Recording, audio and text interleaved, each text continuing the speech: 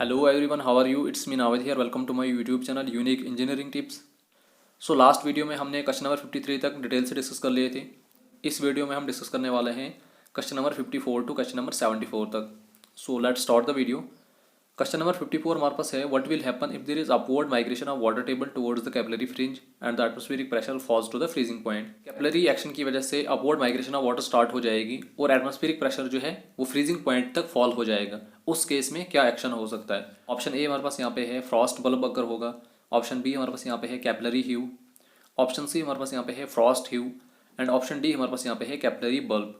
So the correct option here is option C, it's frost heave. Frost heave is the upward ground movement that occurs as soil freezes. Frost heave क्या होता है कि upward ground moment जिसकी वजह से क्या होता है कि सॉइल फ्रीज हो जाती है। There are three factors that should be present for frost heave to occur. तो तीन मेन फैक्टर्स हैं जो प्रेजेंट होने चाहिए, उसकी वजह से तभी फ्रॉस्ट ह्यू अकर हो सकती है। फर्स्ट फैक्टर हमारे पास यहाँ पे है presence of ground water. Ground water के प्रेजेंस की वजह से ही फ्रॉस्ट ह्यू सॉइल में अकर हो सकती है। फैक्टर सेकंड है freezing temperature that penetrates the ground. Temperature जो होना चाहिए वो फ्रीज होना चाहिए। And factor third is soil that promotes the capillary flow of water that is Frost susceptible soil. तो ऐसी सॉइल प्रेजेंट होनी चाहिए जो कैपिलरी फ्लो ऑफ वाटर को प्रमोट करे, मतलब उसको प्रिवेंट ना करे। तो इन तीन फैक्टर्स के प्रेजेंस की वजह से ही सॉइल में फ्रॉस्ट ह्यू अकर हो सकती है। Hence, due to upward migration of water table towards the capillary fringe and the atmospheric pressure falling to the freezing point, it will lead to the frost heaving. तो जब भी upward migration of water होगी towards the capillary fringe और atmospheric pressure जो होगा वो freezing point पे reach हुआ होगा, तो उस केस में फ्रॉस्ट ह्यू सॉइल में अकर हो सकती है। क्वेश्चन नंबर 55 हमारे पास है, what are the factors on which the calculation of depth of foundation depends as per Rankine formula. अब कौन कौन से फैक्टर्स हैं जिन पे डेप्थ ऑफ फाउंडेशन डिपेंड करती है as per Rankine formula? Option A हमारे पास यहाँ पे है elasticity of soil, unit weight of soil and angle of repose. Option B हमारे पास यहाँ पे है shear strength of soil, dry density and intensity of loading. Option C हमारे पास यहाँ पे है plasticity of soil, dry density and intensity of loading and option D is permissible pressure, unit weight of soil and angle of repose. So यहाँ पे जो correct option है वो ऑप्शन डी है, permissible pressure, unit weight of soil and angle of repose. इन factors पे depth of foundation depend करती है as per Rankine formula. So depth of foundation as per Rankine formula is df is equal to q upon gamma 1 minus sin phi upon 1 plus sin phi का whole square. अब यहाँ पे df क्या है? It's minimum depth of foundation. Phi हो गया हमारे पास यहाँ पे एंगल ऑफ रिपोज, गामा हो गया हमारे पास यहाँ पे डेंसिटी ऑफ सॉइल, यहाँ सिंपली इसको हम यूनिट वेट ऑफ सॉइल भी कह सकते हैं, और क्यू हमारे पास यहाँ पे क्या है? Ultimate bearing capacity of soil, जिसको हम सिंपली परमिजिबल स्ट्रेस भी कह सकते हैं। So we can say that कि depth of foundation as per Rankine formula generally तीन पैरामीटर्स पे डिपेंड करती है। First angle of repose, second density of soil और unit weight of soil, third is ultimate bearing capacity of soil और permissible stress. Question number 56 हमारे पास यहाँ पे है, while designing super elevation for mix traffic conditions the speed gets reduced by. अगर आपको याद होगा ये क्वेश्चन हमने पार्ट फर्स्ट में भी डिस्कस किया था कि जब भी हम मिक्स ट्रैफिक के लिए सुपर एलिवेशन को डिज़ाइन करते हैं उसकी वजह से जो है 25% स्पीड जो है रिड्यूस हो जाती है। सो यहाँ पे जो इसका करेक्ट ऑप्शन है वो ऑप्शन ए है। क्वेश्चन नंबर 57 हमारे पास यहाँ पे है, at points and crossing total number of sleepers for 1 in 12 turnouts in broad gauges. Points and crossing पे 1 in 12 टर्न नोट्स के लिए ब्रॉड गॉज के केस में कितने नंबर ऑफ स्लीपर्स रिक्वायर्ड होते हैं? ऑप्शन ए हमारे पास यहाँ पे है 51, option B 62, option C 70 and option D is 78। So यहाँ पे जो करेक्ट ऑप्शन है वो ऑप्शन सी है, 70। Total number of sleepers at point and crossing depends on the turnout. So points and crossing पे हमें कितने नंबर ऑफ स्लीपर्स रिक्वायर्ड होते हैं ये जनरली टर्न नोट पे डिपेंड करता है। And in Indian railways generally 2 types of turnout are provided. तो स्पेशली अगर हम इंडियन रेलवेज की बात करेंगे 2 types of turnout provide किए जाते हैं यहाँ पे, एक 1 in 12 है और दूसरा 1 in 8.5 है। तो in case of 1 in 12 number of sleepers हमें पॉइंट्स एंड क्रॉसिंग पे 70 चाहिए, and in case of 1 in 8.5 total number of sleepers at points and crossing हमें 62 चाहिए। सो इसलिए यहाँ पे जो ऑप्शन 70 है वो करेक्ट ऑप्शन है। क्वेश्चन नंबर 58 हमारे पास यहाँ पे है, which theorem states that in any beam the deflection at any point due to load W at any other point C is same as deflection at C due to the same load W applied at D। तो ऐसी कौन सी theorem है जिसका statement ये कहता है कि जब हम पॉइंट C पे लोड लगाएंगे तो पॉइंट D पे जो डिफ्लेक्शन आएगी वो सेम होगी, जब हम उस पॉइंट लोड को रिप्लेस कर देंगे और पॉइंट D पे लाएंगे उस वक्त जो पॉइंट C पे डिफ्लेक्शन आएगी वो सेम आएगी। इट मीन्स डैट कि लोड को हम इंटरचेंज करेंगे। ऑप्शन ए हमारे पास यहाँ पे है कैस्टिग्लियानोस थ्योरम, ऑप्शन बी हमारे पास यहाँ पे है conjugate beam theorem, option C हमारे पास यहाँ पे है स्ट्रेन एनर्जी थ्योरम, और एंड ऑप्शन डी हमारे पास यहाँ पे है Maxwell's reciprocal deflection theorem. So इसके लिए जो करेक्ट ऑप्शन है वो ऑप्शन डी है, Maxwell's reciprocal deflection theorem. First diagram में आप देख सकते हो पॉइंट लोड डब्ल्यू जो है एट पॉइंट डी पे एक्ट कर रहा है और इसकी वजह से जो है पॉइंट सी पे वाई डिफ्लेक्शन प्रोड्यूस हो रही है। Now as you can see here in the next diagram, जब पॉइंट लोड डब्ल्यू को हमने रिप्लेस कर दिया एट पॉइंट सी पे और इसकी वजह से जो पॉइंट डी पे डिफ्लेक्शन होगी वो सेम होगी जो डिफ्लेक्शन प्रोड्यूस हुई थी जब पॉइंट लोड डी पे एक्ट कर रहा था और पॉइंट सी पे जो डिफ्लेक्शन प्रोड्यूस हो रही थी। In short we can say that कि डेल्टा वाई जो है यहाँ पे किसके बराबर आ जाएगा, डेल्टा एक्स के बराबर आ जाएगा। तो this is known as Maxwell's reciprocal theorem.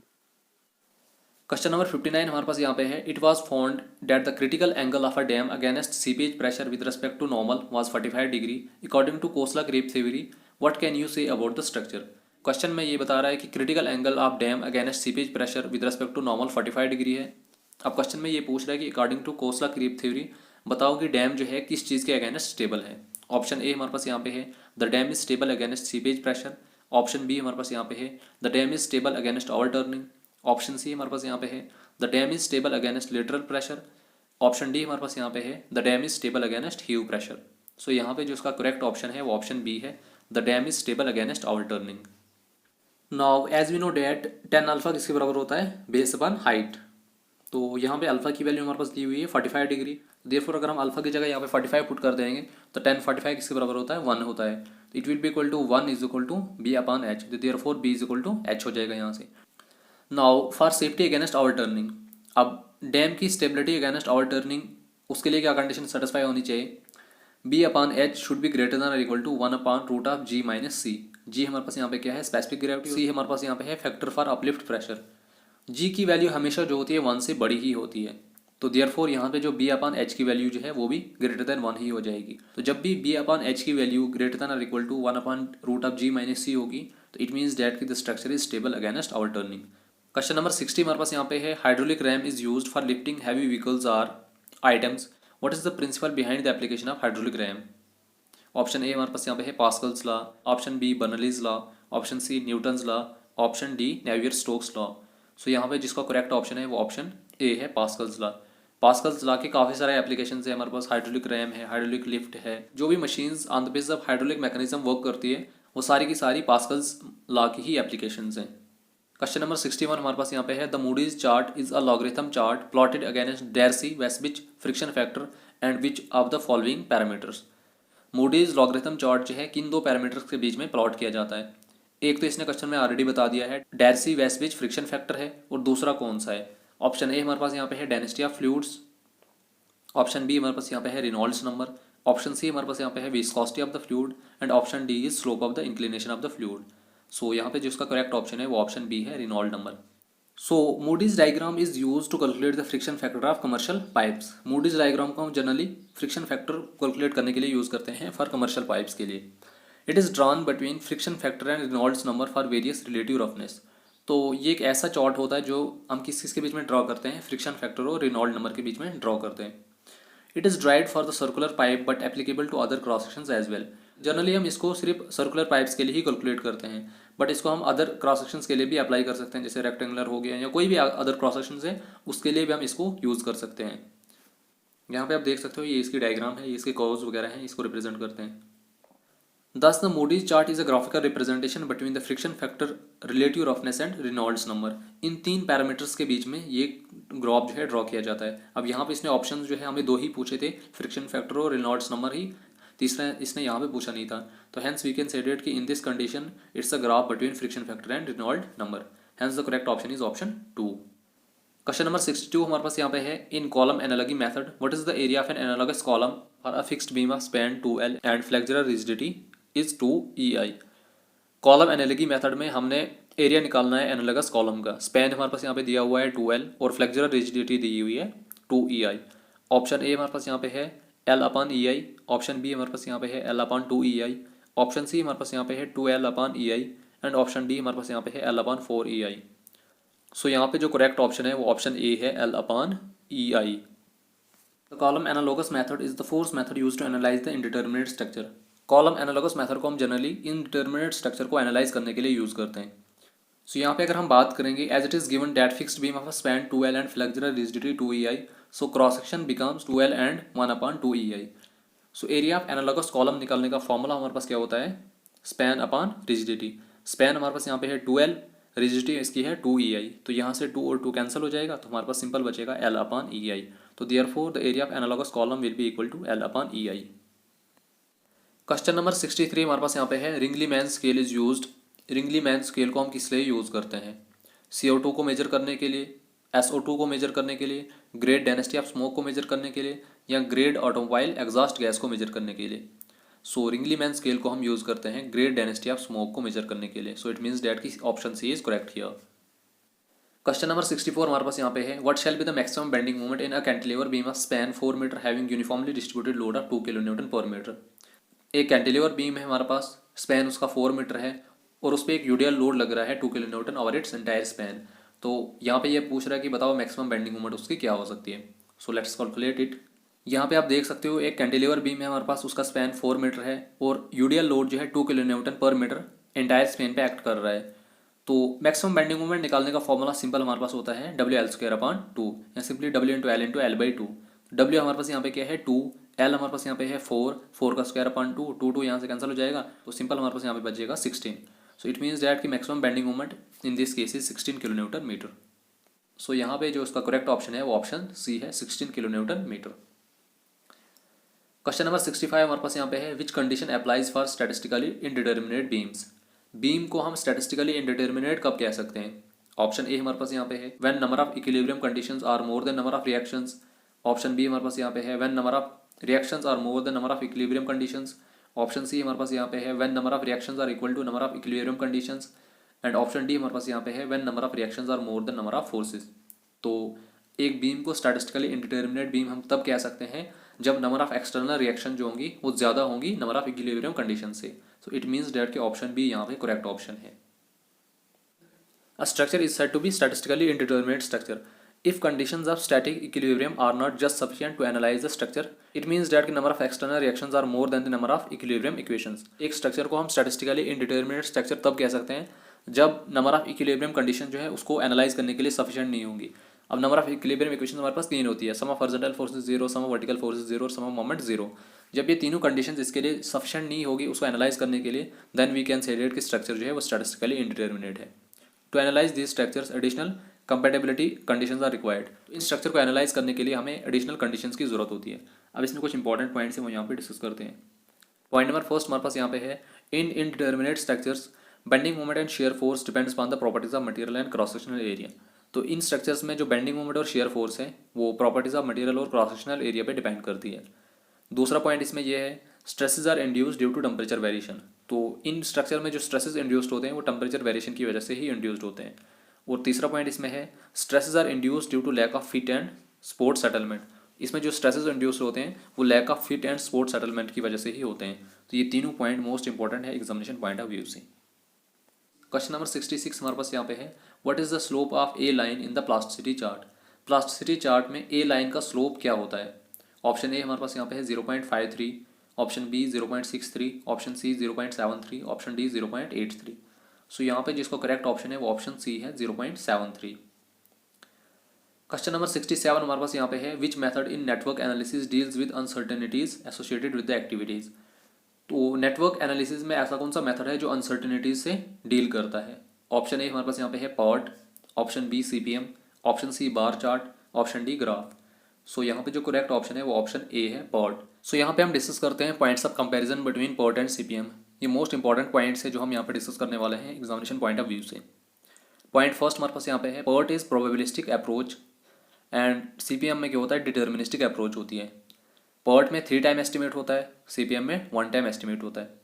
PERT क्या है, इवेंट ओरिएंटेड नेटवर्क मॉडल है और CPM क्या है, एक्टिविटी ओरिएंटेड नेटवर्क मॉडल है। PERT में स्लैक कॉन्सेप्ट यूज़ किया जाता है और CPM में फ्लॉट कॉन्सेप्ट यूज़ किया जाता है। PERT में प्रोजेक्ट क्रैशिंग पॉसिबल नहीं होती है, लेकिन CPM में हम क्या कर सकते हैं, प्रोजेक्ट क्रैशिंग पॉसिबल कर सकते हैं। प्रोजेक्ट क्रैशिंग मीन्स प्रोजेक्ट के ड्यूरेशन को हम कम कर सकते हैं। And point number 6 is, it deals with probabilistic time estimates and CPM deals with deterministic time estimate. तो ये हमने पहले डिस्कस कर लिया था कि PERT जो है वो प्रोबेबिलिस्टिक टाइम एस्टिमेट के साथ डील करता है, CPM जो है वो डिटर्मिनिस्टिक टाइम एस्टिमेट के साथ डील करता है। क्वेश्चन नंबर 68 हमारे पास यहाँ पे है, which network analysis method is more useful for project having fairly accurate estimate of time for completion. तो नेटवर्क एनालिसिस में ऐसा कौन सा मेथड है जो ज़्यादा यूजफुल है फेयरली एक्यूरेट टाइम एस्टिमेट के लिए? ऑप्शन ए हमारे पास यहाँ पे है PERT, option B bar charts, option C graphs and option D CPM. So CPM method जो है मोर यूजफुल मेथड है for fairly accurate estimate of time for completion. So it means that कि option D is correct here. Question number 69 हमारे पास यहाँ पे है, if a rectangular bar has been subjected to torsion then maximum shear stress will अकर।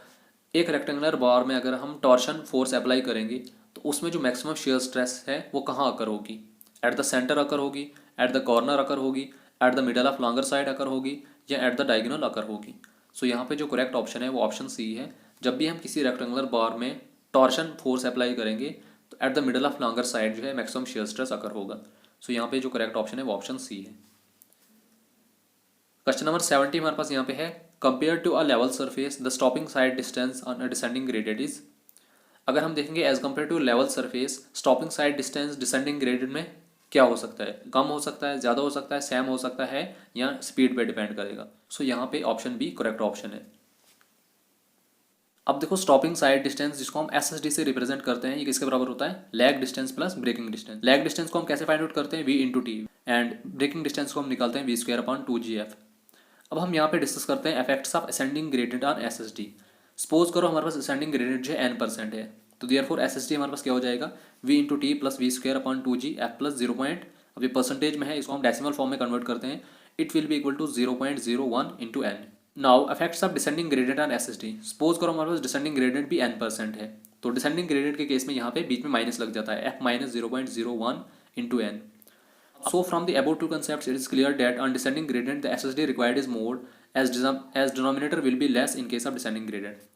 अब देखो descending gradient के case में यहाँ पे f में से माइनस वैल्यू हो रही है ग्रेडियंट की। यहाँ पे फॉर्मूला बन रहा है हमारे पास f माइनस 0.01 इंटू एन। तो जितनी हमारे पास डिनोमिनेटर की वैल्यू यहाँ पे कम होती जाएगी, ऑब्वियस सी बात है SSD की वैल्यू इंक्रीज होती जाएगी। अब फर्स्ट केस में अगर हम देखेंगे असेंडिंग ग्रेडियंट के केस में यहाँ पे फॉर्मूला बन रहा है f प्लस 0.01 एन, तो मीन्स वैल्यू ऐड हो रही है, और जितनी वैल्यू बढ़ती जाएगी उससे फिर जब डिनोमिनेटर में वैल्यू इंक्रीज हो जाएगी तो एसएसडी की वैल्यू जो होगी वो क्या हो जाएगी? डिक्रीज हो जाएगी।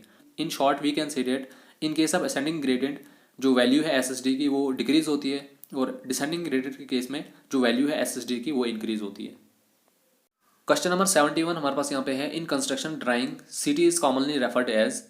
कंस्ट्रक्शन ड्राइंग में सीटी जो है किसके लिए रिप्रेजेंट की जाती है? कंप्रेशन टाई के लिए, कंटिन्यूस टाई के लिए, कंक्रीट टाई के लिए, या कॉलम टाई के लिए? अब इस क्वेश्चन का मुझे करेक्ट ऑप्शन पता नहीं है, बट मुझे जो यहाँ पे मोस्ट सुटेबल आंसर लग रहा है वो ऑप्शन सी है, कंक्रीट टाई। अगर आप में से किसी को इसका करेक्ट ऑप्शन पता है तो वो मुझे कमेंट सेक्शन में बता सकता है। क्वेश्चन नंबर 72 हमारे पास यहाँ पे है, if the axial load carrying capacity of a column with lateral ties is PT and for column with spiral reinforcement is PS, then as per IS code 456/2000 how much more does PS have strength over PT. Question ये बता रहा है कि अगर load carrying capacity आप column देखेंगे with lateral ties PT है, जब हम उसको स्पाइरल रेनफोर्समेंट प्रोवाइड करेंगे उस वक्त उसकी लोड कैरिंग कैपेसिटी पीएस है। अब बताओ as per IS code 456/2000 PS की कितनी ज़्यादा स्ट्रेंथ हो सकती है ओवर पीटी? सो यहाँ पे जिसका करेक्ट ऑप्शन है वो ऑप्शन डी है। As per IS code 456/2000 clause 39.4 compression members with helical reinforcement. तो जब भी हम कॉलम में हेलिकल रेनफोर्समेंट प्रोवाइड करते हैं, मतलब स्पाइरल की फॉर्म में लेटरल टाइज प्रोवाइड करते हैं, उस केस में क्या होता है कि the strength of compression members with helical reinforcement shall be taken as 1.05 times the strength of similar member with lateral ties provided the conditions. जो हेलिकल रेनफोर्समेंट की स्ट्रेंथ होती है वो 1.05 टाइम्स ज़्यादा होती है as compare to the lateral ties provided in simple form. तो इसलिए जब भी हम हेलिकल रेनफोर्समेंट की स्ट्रेंथ को फाइंड आउट करेंगे, जो सिंपल लेटरल टाइज की स्ट्रेंथ होगी उसको 1.05 टाइम्स से मल्टीप्लाई कर देना है। Hence, the load carrying capacity of the column with helical reinforcement is increased by 5% due to increased strength as a result of better confinement. इसलिए क्या होता है कि जो लोड कैरिंग कैपेसिटी होती है कॉलम की विथ हेलिकल रेनफोर्समेंट की वो 5% इंक्रीज हो जाती है as a result of better confinement. Question number 73 हमारे पास यहाँ पे है, maximum value of throw of switch for broad gauge track is. Broad gauge के केस में थ्रो ऑफ स्विच की मैक्सिमम वैल्यू कितनी होती है ट्रैक के लिए? Option A 89, option B 95, option C 100 and option D is 115 mm। So यहाँ पे जो इसका करेक्ट ऑप्शन है वो ऑप्शन डी है। सो यहाँ पे हम डिस्कस करते हैं थ्रो ऑफ स्विच क्या होता है। It is the distance between the running face of the stock rail and the toe of the tongue rail. Throw of switch क्या होता है? ये डिस्टेंस होता है between running face of stock rail and toe of tongue rail. इसकी जो limiting value होती है 95 से लेकर 115 mm होती है ब्रॉड गॉज के लिए, एंड 89 to 100 mm होती है मीटर गॉज के लिए। इसके अलावा कुछ हम यहाँ पे इंपॉर्टेंट टर्म्स डिस्कस करते हैं। स्विच एंगल क्या होता है? It is the angle between the gauge face of the stock rail and the tongue rail. So gauge face of stock rail and tongue rail के बीच में जो एंगल बनता है उस एंगल को हम क्या कहते हैं? Switch angle. हील क्लियरेंस क्या होता है? It is the distance between the running edge of the stock rail and the switch rail at the switch heel. तो स्विच हील पे जो डिस्टेंस आ जाता है running edge of stock rail and switch rail के बीच में, उसको हम क्या कहते हैं? Heel clearance. तो इसकी जो रिकमेंडेड वैल्यू होती है ब्रॉड गॉज के लिए इसकी 133 mm होती है, 121 से लेकर 117 mm होती है इसकी मीटर गॉज के लिए, और 98 mm होती है इसकी नैरो गॉज ट्रैक के लिए। तो ये तीनों वैल्यूज जो है इंपॉर्टेंट है यहाँ पे एग्जामिनेशन पॉइंट ऑफ व्यू से। क्वेश्चन नंबर 74 हमारे पास यहाँ पे है, in limit state design method the limiting values of depth of neutral axis for Fe 415 steel is given by which of the following equation. तो maximum depth of neutral axis find out करने के लिए for Fe 415 के लिए क्या formula होता है? Option A हमारे पास यहाँ पे है 0.53 इंटू डी, ऑप्शन बी हमारे पास यहाँ पे है 0.48 इंटू डी, ऑप्शन सी हमारे पास यहाँ पे है 0.46 into D, and option D हमारे पास यहाँ पे है 0.36 इंटू डी। सो Fe 415 के लिए जो maximum depth of neutral axis निकालने का फॉर्मूला होता है वो है 0.48 इंटू डी। सो यहाँ पे जो करेक्ट ऑप्शन है वो ऑप्शन बी है। सो आई होप कि आपको जो मैंने यहाँ तक क्वेश्चंस डिस्कस किए हैं सारे के सारे क्लियर कर दिए होंगे। अगर आपको फिर भी किसी भी क्वेश्चन में डाउट है तो आप मुझे कमेंट सेक्शन में पूछ सकते हैं, मैं उसको फिर से एक्सप्लेन करने की कोशिश करूँगा। So thank you so much.